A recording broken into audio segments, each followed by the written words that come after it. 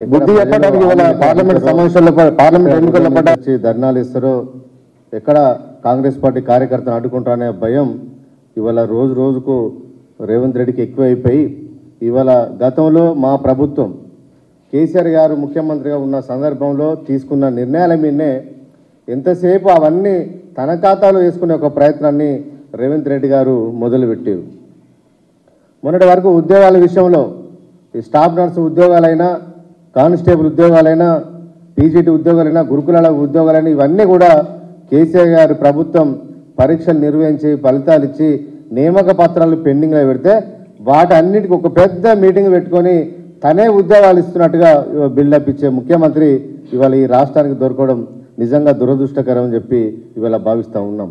ఇక ఉద్యోగాల విషయంలో అదే కథ. ఇవాళ కొత్త కూడా కేసీఆర్ గారు ప్రభుత్వం ఈ హైదరాబాద్ సిటీలో రోజు రోజుకు ట్రాఫిక్ పెరుగుతూ ఉంది, జనాభా పెరుగుతున్నది. కాబట్టి దీనికి అనుకూలంగా రోడ్లను డెవలప్మెంట్ చేయాలనే ఉద్దేశంతో స్ట్రాటజిక్ రోడ్ డెవలప్మెంట్ అనే ఒక ప్రాజెక్టును ఏర్పాటు చేసి హైదరాబాద్ నగరంలో చుట్టుపక్కల ఎక్కడ ట్రాఫిక్ జామ్ కాకుండా ఇవాళ అండర్ పాస్లు కానీ ఫ్లైఓవర్లు కానీ ఇలాంటి ప్రాజెక్టు కేసీఆర్ గారు ముఖ్యమంత్రి అయిన తర్వాత కేటీఆర్ గారు మున్సిపల్ అడ్మినిస్ట్రేషన్ శాఖ మంత్రిగా అయిపోయిన తర్వాత ఇవాళ చాలా అభివృద్ధి కార్యక్రమాలు రోడ్ డెవలప్మెంట్ విషయంలో ఇవాళ హైదరాబాద్లో చాలా జరుగుతూ ఉన్నాయి.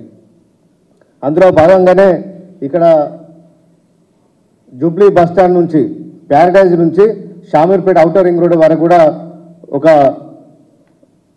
6 లైన్ రోడ్తోని ఎలివేటెడ్ కారిడార్ను ఒక స్కైవే నిర్మాణం చేయాలనే ఉద్దేశంతో ఆ రోజు కేటీఆర్ గారు, అరుణ్ జైట్లీ గారు రక్షణ శాఖ మంత్రి ఉన్న కాంచెల్లి అరుణ్ జైట్లీ గారు కానీ అదేవిధంగా నిర్మలా సీతారామన్ గారు తర్వాత ఇప్పుడు రాజ్నాథ్ సింగ్ గారు వీళ్ళందరినీ కలిసి ప్రపోజల్ ఇవ్వడం జరిగింది. కంటోన్మెంట్ ఏరియాలో రక్షణ శాఖ భూములు ఆర్మీ ల్యాండ్స్ ఉన్నాయి కాబట్టి వీటి అనుమతి తీసుకోవాలని చెప్పి గతంలో పనిచేసిన మా మంత్రులు ఎంపీలు వినోద్ కుమార్ గారు కానీ చాలామంది ఎంపీలు అదేవిధంగా మా కేటీఆర్ గారి సారథ్యంలో ఢిల్లీకి వెళ్ళి అనేక సార్లు కేంద్ర ప్రభుత్వం దృష్టికి తీసుకెళ్లి ఆ ఉన్నతాధికారులతో చర్చలు జరపడం జరిగింది. ఆ రోజు భూమి ఆర్మీ ల్యాండ్కి బదులు రాష్ట్ర ప్రభుత్వం కూడా సపరేట్ మీరు భూమి కనుక ఇచ్చేది ఉంటే ఇస్తామని చెప్పి వాళ్ళు కాన్సెంట్ ఇవ్వడం జరిగింది. దానికోసం రాష్ట్ర క్యాబినెట్లో గత సంవత్సరం జూన్ లోపల ఒక నిర్ణయం తీసుకుంటే దాని ప్రకారం ఆ రోజు మా కేటీఆర్ గారి సారథ్యంలో అందరూ వెళ్ళి ఢిల్లీకి వెళ్ళి రక్షణ శాఖ మంత్రి రాజ్నాథ్ సింగ్ గారిని కలిసి వారికి రిప్రజెంటేషన్ ఇవ్వడం జరిగింది భూమి ఇచ్చడానికి. ఆ భూమి విషయాన్ని కూడా జవహర్ నగర్లో ఉన్న భూమి ఇచ్చడానికి కూడా రాష్ట్ర ప్రభుత్వం ఆ రోజు ఒప్పుకున్నది. అయినా కూడా వాళ్ళు ఫైరింగ్ రేంజ్లో ల్యాండ్ కావాలి అక్కడ సరిపోదనే ఉద్దేశంతో ఆ రోజు ఆర్మీ అధికారులు ఆ మీటింగ్ లోపల వాళ్ళు కొంచెం అబ్జెక్షన్ చేస్తే మేము వికారాబాద్లో కావాలంటే వికారాబాద్లో ఇస్తాం, వనపర్తిలో కావాలంటే వనపర్తిలో ఇస్తామని చెప్తే వాళ్ళు ఆర్మీ అధికారులు చివరికి వికారాబాద్లో తీసుకుంటానికి వాళ్ళు అంగీకారం తెలిపి ఆ రోజే వాళ్ళు ఆమోదం తెలిపారు. బోర్డ్ ఆఫ్ ఆఫీసర్స్ మీటింగ్ లోపల దీని మీద స్పష్టమైన నిర్ణయాలు జరిగి వాళ్ళు స్పష్టంగా ఇచ్చడానికి ఆ రోజు వాళ్ళు అగ్రిమెంట్ వాళ్ళు ఒప్పుకోవడం జరిగింది.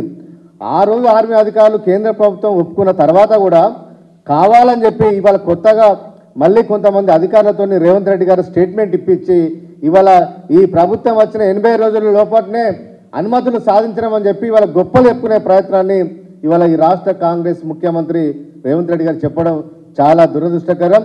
హైదరాబాద్ నగరంలో హైదరాబాద్ అభివృద్ధి కోసం కేటీఆర్ గారు కేసీఆర్ గారు ఎంత నిరంతరంగా అభివృద్ధి చేశారు కాబట్టే ఇవాళ సిటీ లోపల ఇవాళ జిహెచ్ఎంసీ లోపల మాకు ఇవాళ ఎమ్మెల్యే సీట్లు గెలిచడానికి కారణం ముఖ్యమంత్రి కేసీఆర్ గారు మంత్రిగా కేటీఆర్ గారు తీసుకున్న నిర్ణయాల వల్లనే మాకు ఎక్కువ సీట్లు ఇచ్చిన విషయం ఇవాళ రేవంత్ రెడ్డి గారు మర్చిపోతూ ఉన్నారు.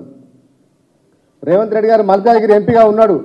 ఏ రోజు కూడా ఈ కారిడార్ సంబంధించిన భూముల విషయంలో ట్రాఫిక్ జామ్ అవుతుంది, మా మల్కాజ్గిరి పార్లమెంటు పరిధిలో ఈ ఆర్మీ కంట్రోల్మెంట్ ఉన్నది, ఈ రోడ్లకు ఈ భూమి ఇవ్వాలని చెప్పి ఏ రోజు కూడా కేంద్ర ప్రభుత్వానికి ఒక్క దరఖాస్తు ఇచ్చిన పాపాన్ని కూడా ఈ ముఖ్యమంత్రి రేవంత్ రెడ్డి గారు ఎంపీగా పనిచేసిన 5 సంవత్సరాల కాలంలో కూడా ఏ రోజు కూడా కేంద్ర ప్రభుత్వం దృష్టికి తీసుకెళ్లిన నాయకుడు ఇవాళ మేము సాధించిన ప్రగతిని మేము సాధించిన విజయాన్ని తన విజయంగా చెప్పుకొని ఇవాళ ఏదో గర్వపడతా ఉన్నారు.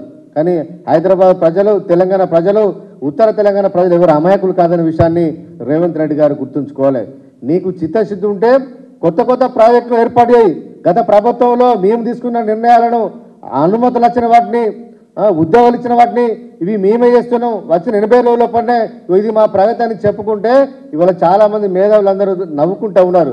అరే రేవంత్ రెడ్డికి ఒక ప్లానింగ్ లేదు, ఒక విజన్ లేదు, ఏదో గాలిలో ముఖ్యమంత్రి ఇవాళ పరిపాలన సాగిస్తాడు తప్ప ఈ విజన్ లేని ముఖ్యమంత్రి మనకు దొరకడం చాలా దురదృష్టకరం అని చెప్పి ఇవాళ అందరూ ఇవాళ భావిస్తూ ఉన్నారు. కాబట్టి ముఖ్యమంత్రి గారు ఇప్పటికైనా నీకు తెలియకపోతే కొంతమంది మంచి టీంని పెట్టుకోండి, కొత్త ప్రాజెక్టుల గురించి అన్వేషణ చేయండి. అంతే తప్ప మా ప్రభుత్వం కేసీఆర్ ఇచ్చిన పథకాలనే ఇవి మేము చేసామని చెప్పుకోవడం అది కరెక్ట్ కాదు. కావాలంటే మీరు చెప్పండి, గతంలో కేసీఆర్ గారు కేటీఆర్ గారు తీసుకున్న నిర్ణయాల వల్ల కేంద్ర ప్రభుత్వం ఇవాళ మనకు తొందర అనుమతులు ఇచ్చిందని చెప్పచ్చు. అవన్నీ ఏం చెప్పకుండానే తన వాటాలో వేసుకోవడం అనేది సరైన పద్ధతి కాదని చెప్పి ఇవాళ ముఖ్యమంత్రి గారిని ఇవాళ మేము కోరుతా ఉన్నాం.